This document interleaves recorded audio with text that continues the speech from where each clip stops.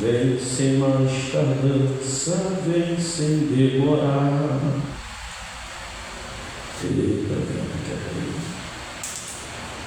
Amós, capítulo 4, e o verso de número 12.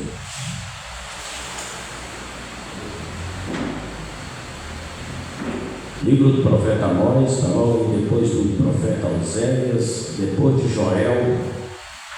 Amós, capítulo 4, e o verso de número 14. Quem encontrou, diga amém. Amém.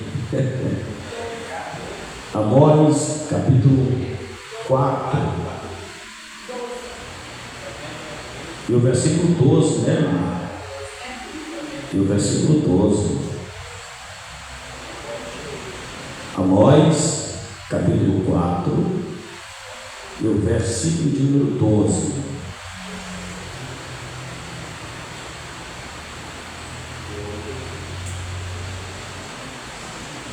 Diz assim a palavra do Senhor nosso Deus: portanto, assim te farei, ó Israel, e porque isto te farei, prepara-te, ó Israel, para encontrares com o teu Deus.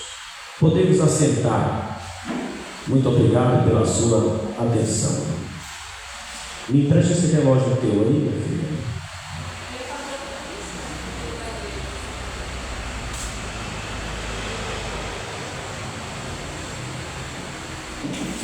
Amós, capítulo 4, versículo 12, é o tema, é o versículo que nos mostra a base para este estudo desta noite. Nós estaremos falando hoje sobre encontrar-se com Deus. O profeta Amós, ele admoesta Israel dizendo: prepara-te para te encontrares com teu Deus. Israel tinha um encontro marcado com Deus, ou Deus tinha um encontro marcado com Israel. E hoje a igreja de Cristo e todos os seres humanos, eles têm um encontro marcado com Deus. A Bíblia diz que todo homem morrerá, e o espírito de todo homem voltará para Deus. O espírito de todo homem voltará para Deus, porque o apóstolo Paulo diz em 2 Coríntios, capítulo 5, e o versículo 10, ele diz: importa que todos nós compareçamos diante do tribunal de Cristo, para que cada um receba, por bem ou mal feito, por intermédio do corpo. Todo espírito volta a Deus. Hebreus 9, 27 diz que assim como está ordenado aos homens morrerem uma só vez, vindo depois disto o juízo, o encontro com Deus. Todo ser humano vai se encontrar com Deus, e o encontro que o ser humano tem com Deus, a passagem, será a morte. Falar da morte não é nada confortável, falar da morte não é nada elegante, mas a morte é uma única verdade universal que acompanha esta unidade. Da morte ninguém escapa. A morte não será adiada, a morte não será negociada, a morte será algo certo para todos os seres humanos, homens, mulheres, jovens, crianças, anciãos, anciãs, todos terão que enfrentar cara a cara a morte. Um dia, todos nós teremos o nosso fôlego de vida cortado, tirados. A morte, ela será um terror para aqueles que morrerem sem Deus. Para aqueles que morrerem despreparados, a morte será um grande terror, será uma grande decepção, pois Jesus Cristo já indicou isto na parábola do rico e Lázaro. Ele diz que esses dois homens que viveram na mesma cidade, na mesma época, um era rico demais e o outro era pobre ao ponto de mendigar, e morrendo o rico achou-se no inferno, e Lázaro morreu e foi levado pelos anjos ao seio de Deus. E o homem rico estava em tormento, em chamas de fogo, gritando desesperado para que uma gota de água fosse trazida para a sua língua, a fim de que ele tivesse algum refrigério. Então a morte será um terror horrível para aqueles que morrerem sem Cristo, morrerem despreparados, morrerem em débitos espirituais, morrerem desconcertados, desviados. Mas a morte será uma grande bênção para aqueles que morrerem em Cristo, com suas vidas santificadas, com suas vidas organizadas. E nós precisamos buscar o preparo para entrarmos na eternidade. Se Cristo não vier nos buscar ainda nesta geração, nós iremos até Ele. Só tem duas opções: ou Cristo volta, ou Ele vem até nós, ou nós iremos até Ele. Se Ele vir até nós, nós seremos arrebatados no poder de Deus para encontrar com Ele nos ares. Mas se Ele não voltar, o nosso transporte até lá será a morte. É aonde a gente teme, é aonde a gente fica tremendo nas bases, pois não sabemos como morreremos, se será afogado, se será queimado, se será através de um incêndio, de uma picada de cobra, de qualquer coisa que seja. A gente, querendo ou não, a gente tem um certo receio da morte, mas a Bíblia não manda a gente temer a morte. A Bíblia manda estar preparado para a morte. Devemos estar preparados para morrer, pois nós vamos morrer. A morte não é adiável e a morte não é também negociável. A gente até pode negociar algumas coisas nessa terra, a gente pode até negociar alguns favores, a gente até recorre a alguns amigos, a gente até recorre a uma pichada, a gente até consegue furar a fila de alguns departamentos do órgão público por causa da boa amizade que temos, mas a morte não será negociada. Com a morte não tem negócio. O dia dela será certo. E como nós estaremos quando ela bater na nossa porta? Que tipo de reação, quem sabe, como nós encararemos essa verdade? Se Deus vai nos preparar antes pela enfermidade, para a gente começar a se conscientizar e dizer: meu Deus, vai abrindo meu coração, porque daqui a pouco eu devo estar partindo desta terra, criando nervos para se despedir dos amigos e familiares. Alguns têm essa oportunidade, até a fim de conserto, até para que sejam consertados, pois tem muitos crentes que terão que passar por um leito terrível para que possa ter tempo de se reconciliar, de se consertar. Se for de salvação, ainda que seja pelo leito, será salvo. Foi o que disse Paulo a um moço. Paulo falou a um moço que praticava um pecado horrível em Corinto. Ele dormia com a mulher do próprio pai, e o apóstolo Paulo mandou excluir esse crente carnal da igreja e disse: entreguem o corpo dele para Satanás, para que no último dia ele possa ser salvo. Entregar o corpo para Satanás é entregar ao sofrimento, é retirar a proteção, a blindagem espiritual que temos em Cristo, a fim de que o corpo seja maltratado e essa pessoa seja submetida a um arrependimento. E às vezes ela pode alcançar arrependimento, mas existem coisas na vida que não são arrependimento, são remorsos. Esaú foi um exemplo disto.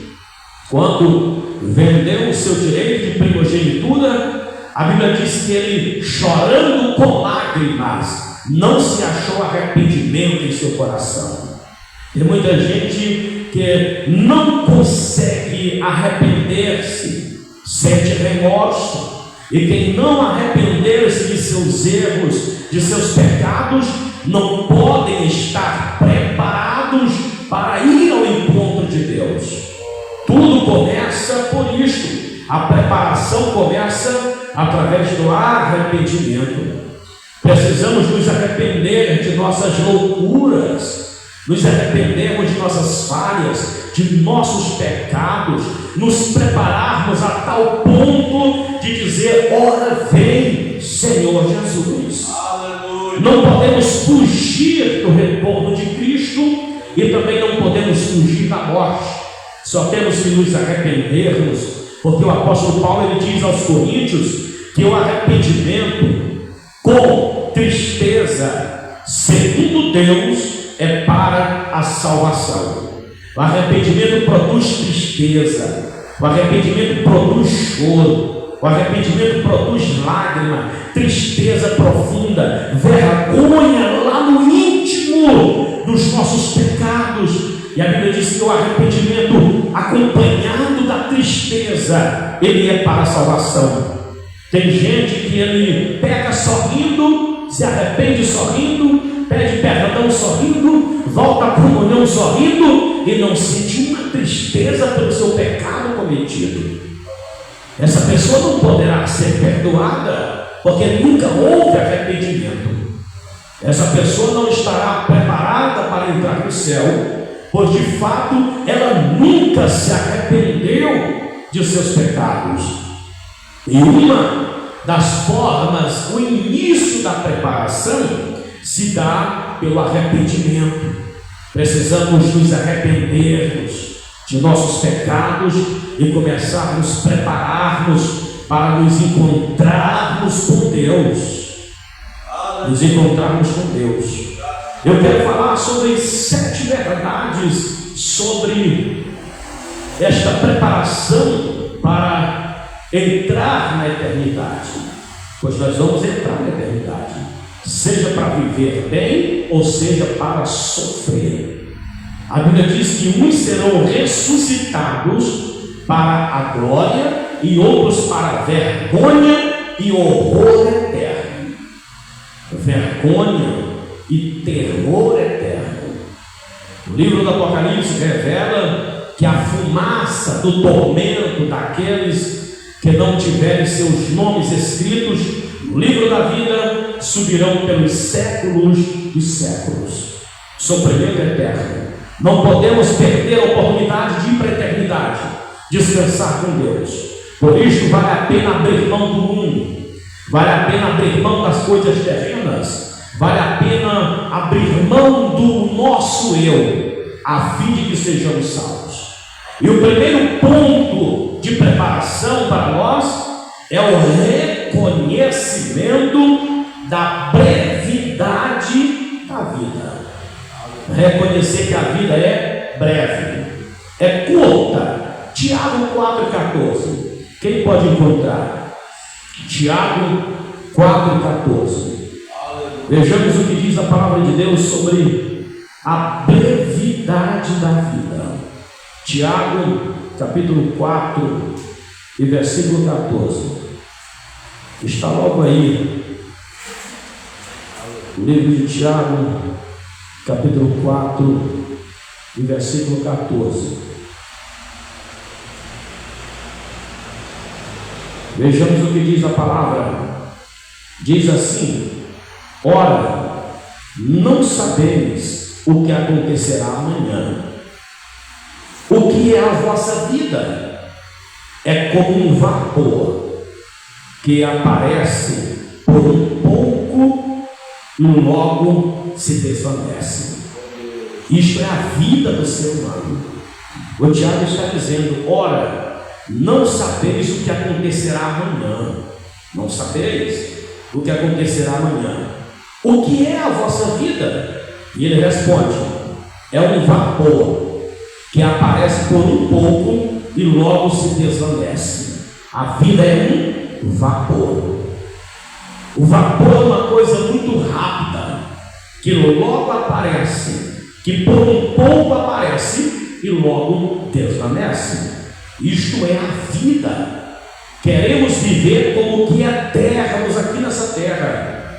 Às vezes pensamos que somos eternos nessa terra, que nós não vamos passar. Porém a Bíblia diz que a vida é curta, é como um vapor, ela passa rápido. A juventude envelhece, a saúde muda, tudo passa, o corpo envelhece e a gente começa a perder energia, a perder força, a perder coragem. Os braços vão afinando, as pelancas vão aparecendo, a gente começa a murchar. É um vapor, a nossa vida vai passando rápido. Quando a gente está no auge dos nossos 18 anos de idade, moço, é tanto hormônio, a gente anda inchado, espocando de músculos.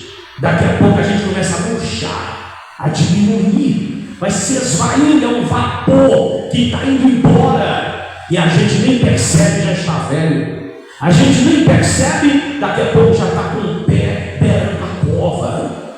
E queremos viver como que eternos numa vida tão curta, tão rápida. Já que a vida é tão rápida, é tão breve, não podemos desperdiçar os nossos dias. Por que desperdiçar os nossos dias se a vida é um vapor? Quando o Tiago fala de vapor, a primeira imagem que vem na minha mente é uma panela fervendo de forma tampada. Quando você abre a panela, o que sobe? Um vapor. Ele permanece ali? Não, ele vai. Assim é a vida. Enquanto a panela está tampada, está aquele calor. Você abre, sai um vapor. E ele não fica, ele vai embora. Assim é a vida. Ela é curta. Não podemos desperdiçar os nossos dias, perdendo tempo com bobagens, perdendo tempo com coisas corriqueiras que não fazem sentido. Nós temos que investir na vida eterna. Nós temos que investir na nossa salvação. Nós temos que investir naquilo que é eterno. Já dizia Jesus Cristo: não ajunteis tesouro na terra, onde a ferrugem corrói, o ladrão entra, a traça consome, mas ajunteis tesouro nos céus, aonde nem a traça, nem a ferrugem e nem o ladrão entra. Cristo já estava dizendo: faça um investimento na vida eterna, dedique-se ao que é eterno. Cristo não estava dizendo que nós devemos deixar de trabalhar para nos tornarmos vagabundos. Não! A Bíblia também diz que o que não trabalha é bom que não coma. A Bíblia manda os preguiçosos ir ter com formigas. Mas a Bíblia manda nós investirmos na vida eterna. E como está sendo o nosso investimento na vida eterna? Eu tenho me dedicado ao aprendizado da palavra, eu tenho me dedicado ao jejum e à oração, eu tenho me dedicado à santidade, eu tenho me dedicado ao reino, eu tenho evangelizado, eu tenho pregado, eu tenho ensinado. O reino faz parte dos meus planos. Como é que eu tenho aproveitado os meus dias? Como eu tenho investido na vida eterna? Qual é o tipo de investimento que nós estamos fazendo para a vida eterna? Qual é as nossas provisões para o outro lado da vida? o que nós temos feito, o nosso tempo. Eu já disse em culto aqui que nós somos tão infiéis a Deus que nós não damos nem o dízimo do nosso tempo para Deus. Se nós dessemos o dízimo de 24 horas, 2 horas e 40 minutos por dia era para Deus. Em 2 horas e 40 minutos por dia, todos os dias, eu conseguiria fazer tanta coisa para Deus, doando apenas 10% do meu dia.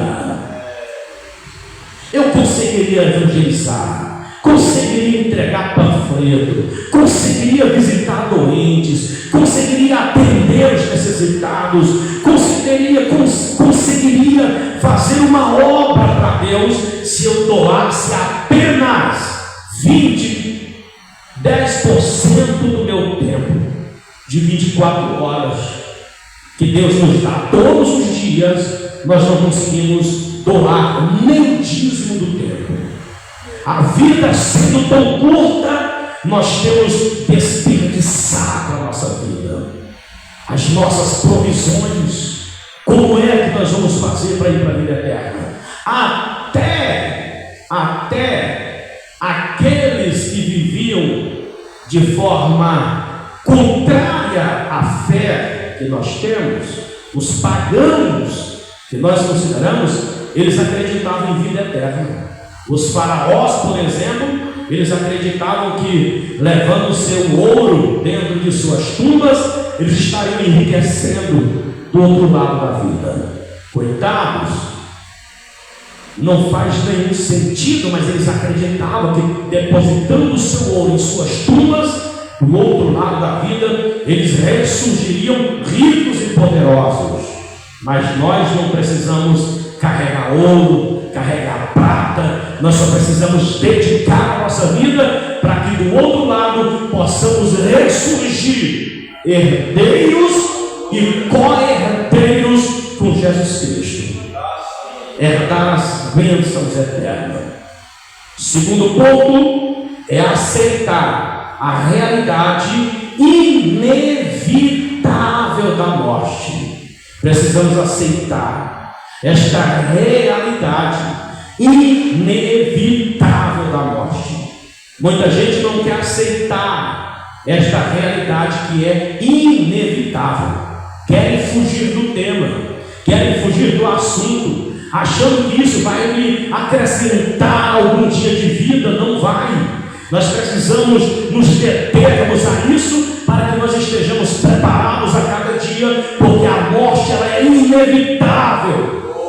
Hebreus 9:27, assim como está ordenado aos homens morrerem, está ordenado. É uma ordem divina, e a ordem que Deus deu, eu ainda não vi uma falhar. Deus, quando Ele olhou para a terra, Ele disse: haja luz, e não havia terra, e houve luz. Foi uma ordem. Ele disse: haja agora uma expansão no meio das águas, e houve uma expansão. Ele disse: haja separação entre porção seca e houve, a terra surgiu. E Ele foi dando ordem para a terra produzir os seres viventes, produzir os animais. Deu ordem aos mares, às águas, para produzir os mamíferos aquáticos, os peixes e toda espécie de ser vivo nos oceanos e nos rios, e as águas produziram. E Ele começou a olhar para a natureza e dizer: cada um segundo a sua ordem. E os animais começaram a produzir segundo a sua ordem, as plantas começaram a produzir segundo a sua ordem, e Deus ordenou estações e tempos e anos, e estrelas e sol e lua, e eu ainda não vi o que Deus ordenou cair por terra.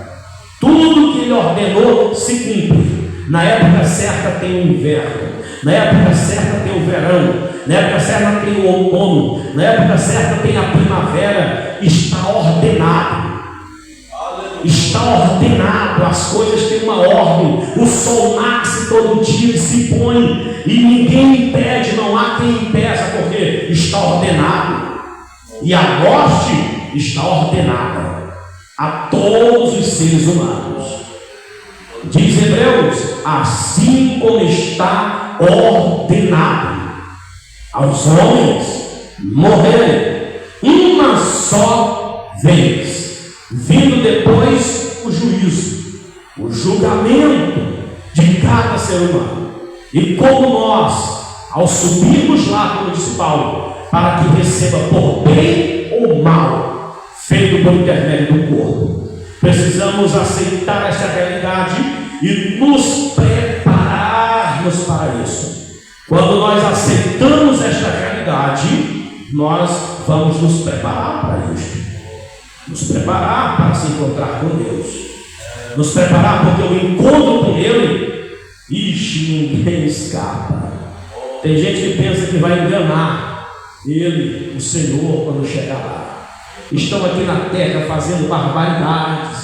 Eles pensam, Deus está um velhinho lá no trono, gagá, com um bastãozinho, não está nem vendo mais nada que está acontecendo aqui embaixo. Os seres humanos estão enganados. Eles estão enganados.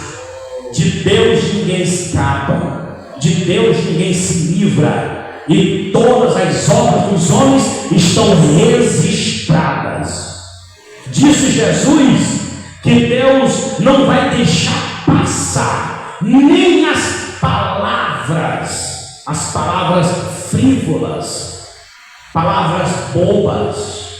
Ele não vai deixar passar, nem as palavras frívolas Ele vai deixar passar. Ele vai requerer conta de tudo. Agora imagine se um Deus, que Jesus Cristo diz que não deixará passar nem as palavras frívolas, quanto mais os grandes atos pecaminosos dessa humanidade. Ao chegar diante dele, precisamos a cada dia nos ajustar no carpinteiro de Nazaré, Jesus Cristo. Me lapida, Senhor, me ajuda, Senhor, me organiza, Senhor, porque a morte é só uma questão de notícia. Quando pensa que não, tu conheceu fulano, conheci, morreu ontem, rapaz. Sabia não, morreu. Conhecia a irmã fulana, conhecia. Sabe não, morreu, já tem mês. Meu Deus, é só notícia. No mundo morre aos milhões de pessoas. E assim, ninguém sabe, é aleatório. Morre velho, morre criança, morre adulto, morre idade média, morre de 40, morre de 30, morre de 50, morre de 5, morre de 1 ano, morre de meses, morre idoso, morre de toda a idade. Tem 8 bilhões de pessoas na Terra, mas morre aos milhões. E a gente não sabe quando será a nossa vez de ser apagado. Quando é que Jesus vai apagar a lâmpada? Quando é que ele vai puxar a tomada? Já que nós não sabemos quando é que ele vai puxar a tomada, vamos estar prontos. Pronto. De acordo com a palavra, de acordo com seus princípios, de acordo com o que ele quer que nós sejamos. Em terceiro lugar, precisamos estar em paz com Deus por meio de Jesus Cristo. Romanos 5:1. Veja o que diz a palavra. Romanos capítulo 5 e versículo 1. Romanos capítulo 5 e versículo 1. Vejamos o que diz a palavra do Senhor nosso Deus. Diz a palavra: sendo, pois, justificados pela fé, temos paz com Deus, por meio do nosso Senhor Jesus Cristo. O crente precisa ter paz com Deus por meio de Jesus Cristo. Isso é uma forma de preparação, ter paz com Deus. E a única forma de ter paz com Deus é através do nosso Senhor Jesus Cristo. A única forma de estarmos em paz, ter paz na hora de morrer, ter tranquilidade na hora de partir, porque justificados, pois, pela fé, tendes paz com Deus através do nosso Senhor Jesus Cristo. E para ter paz com Deus, o caminho é a reconciliação com Deus através de Jesus Cristo.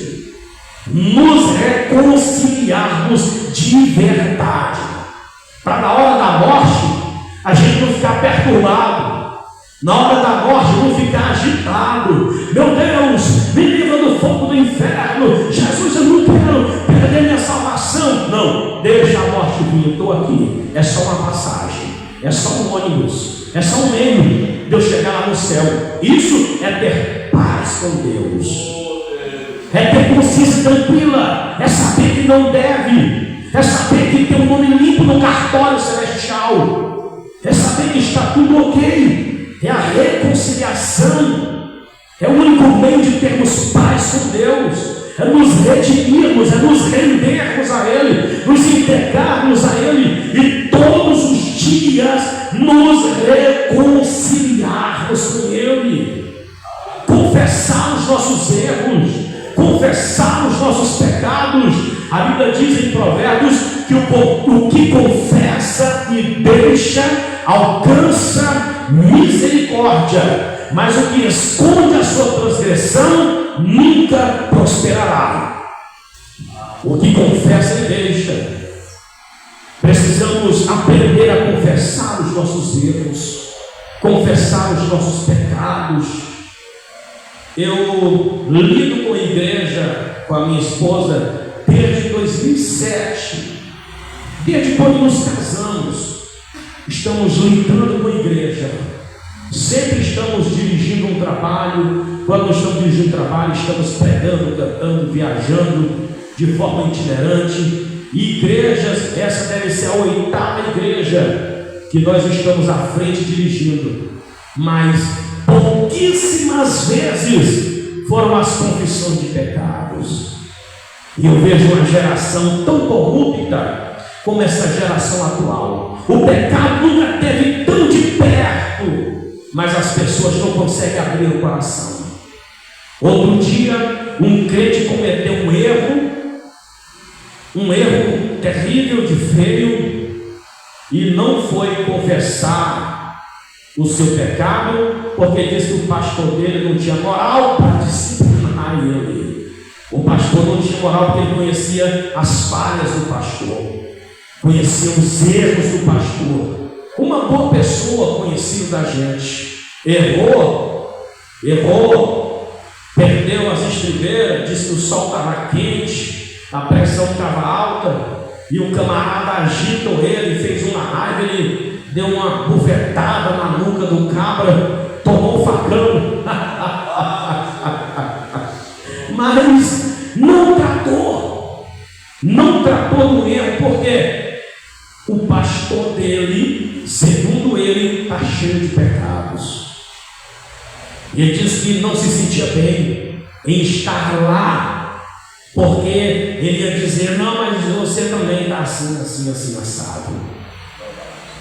Mas nós precisamos abrir o coração para confessar os nossos erros, tratar dos nossos pecados, lavar a roupa suja, para que as nossas vestes estejam brancas, pois já dizia Salomão, dizendo: em todo o tempo sejam alvas as tuas vestes, e nunca falte o óleo da unção sobre a tua cabeça. Roupas brancas, alvas, santidade, unção, presença do Espírito de Deus, pois o Espírito de Deus repousa sobre aqueles que estão com as vestes limpas. E isso é reconciliação, é ter paz com Deus, é confessar os pecados, confessar os erros, para que tenha paz com Deus na hora da nossa partida. Em quarto lugar, precisamos viver em santidade e em vigilância. Hebreus 12 e 14 diz a Bíblia: segui a paz com todos e a santificação, porque sem a qual ninguém verá a Deus. Sem santificação ninguém verá a Deus. Segui a paz com todos, e a santificação, porque sem a qual ninguém verá a Deus. Hebreus 12 e 14. Santificação, ela não é perfeição. Santificação é separação. é ser separado do mundo. Santificação não é perfeição, não é ser perfeito. Santo não é ser perfeito, santo é ser separado. Até porque a palavra santificação significa literalmente separação. Alguém é separado para Deus. Quando alguém é separado para Deus, ele é santificado. Foi separado para Deus, ele é santificado. Antigamente, no Antigo Testamento, se santificava uma casa quando se doava para Deus.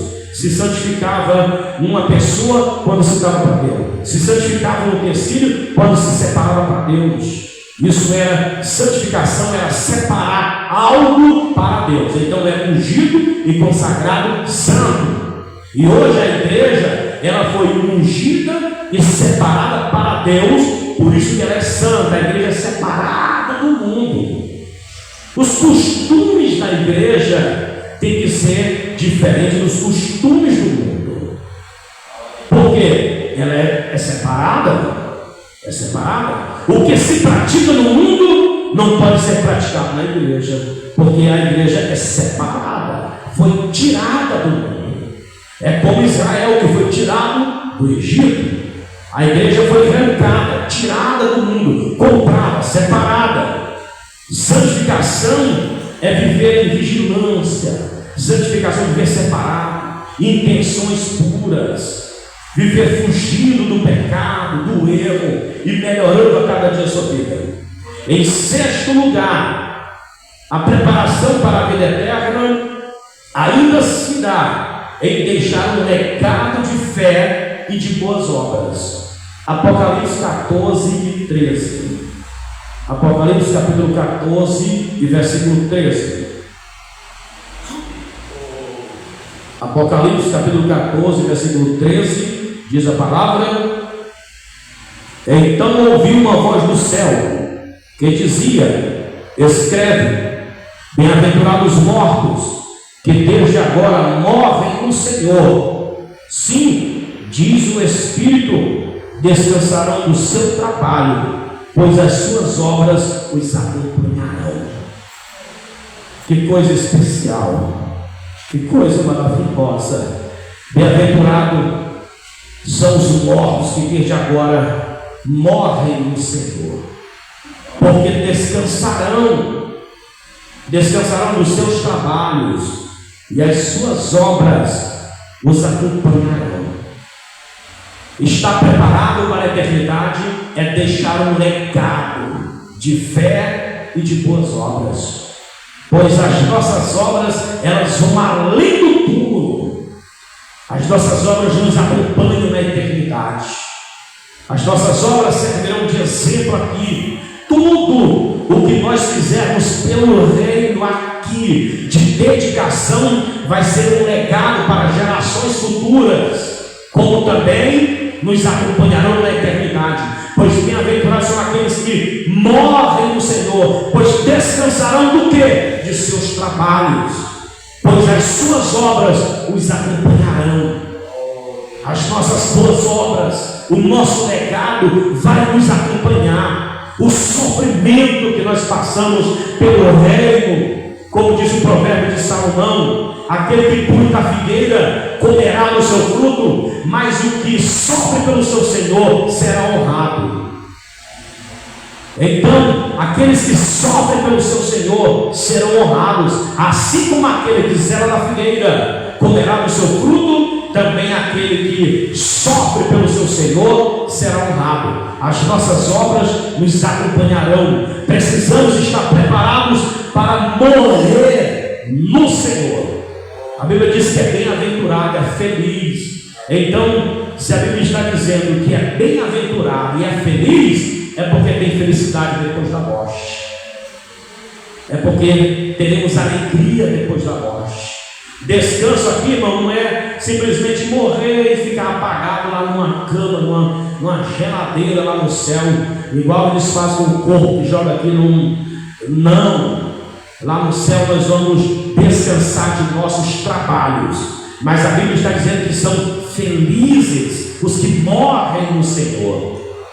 Felizes os que morrem no Senhor. até mesmo aquele como ladrão da cruz, que morreu na última hora, que Jesus Cristo disse: hoje ainda estarás comigo no paraíso.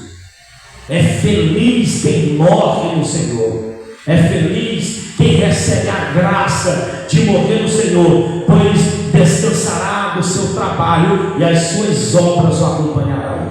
Tudo o que você fizer pelo Rei e pelo seu irmão nesta terra te acompanhará para a eternidade, para que você também receba galardão.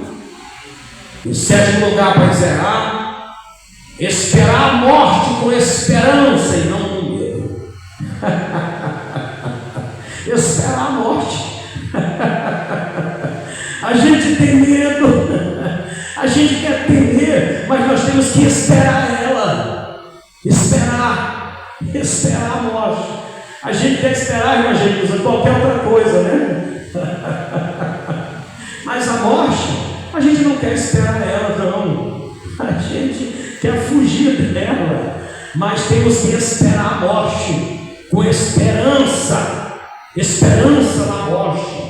Quando a morte vier para os salvos, nós vamos esperar ela, é cheio de esperança, não é com medo, se temendo. Ai meu Deus, eu vou para o hospital agora, será que eu morro? Se balançando todo, será que eu escapo dessa? E se Deus faz sinal da cruz? O crente espera a morte com esperança. Esperança, o crente está esperando ela, a morte.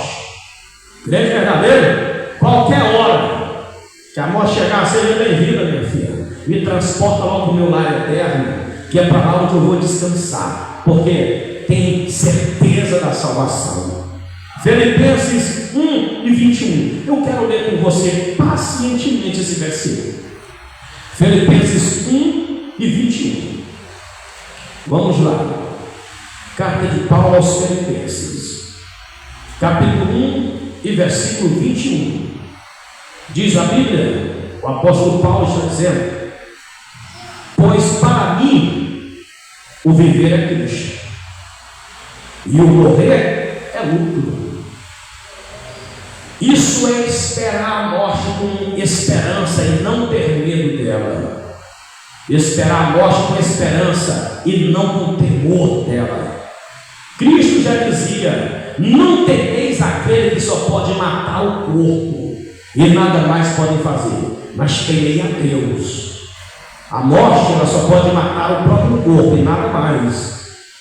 Ela será um transporte para aqueles que estão com Deus.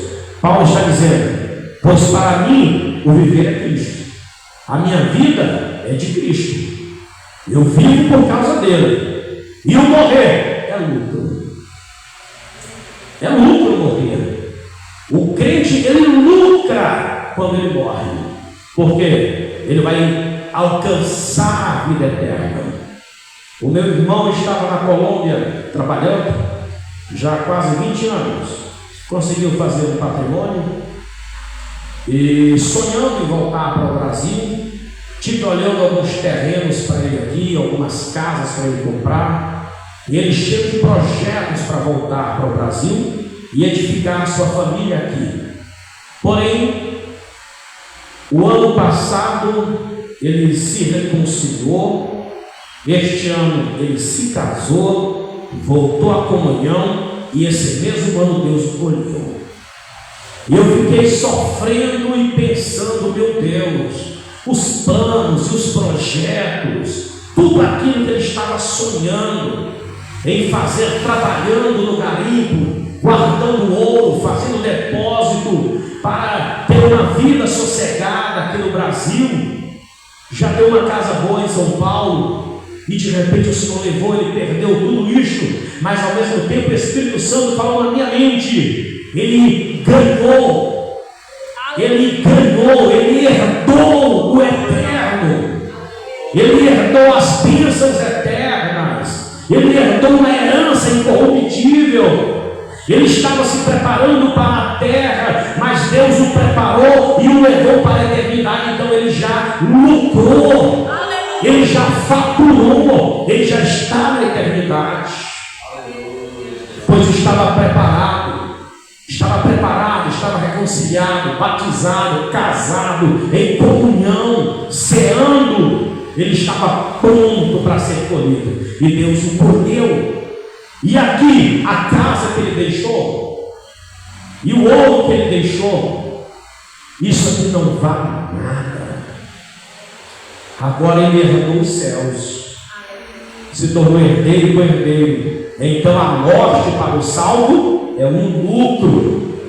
Não podemos temer a morte, precisamos estar preparados para morrer, preparados para partir e não sofrermos nenhum medo dela. Que Deus abençoe a igreja, em nome de Jesus. Vamos ficar de pé e nós vamos estar orando. Semana que vem eu quero estar tratando sobre o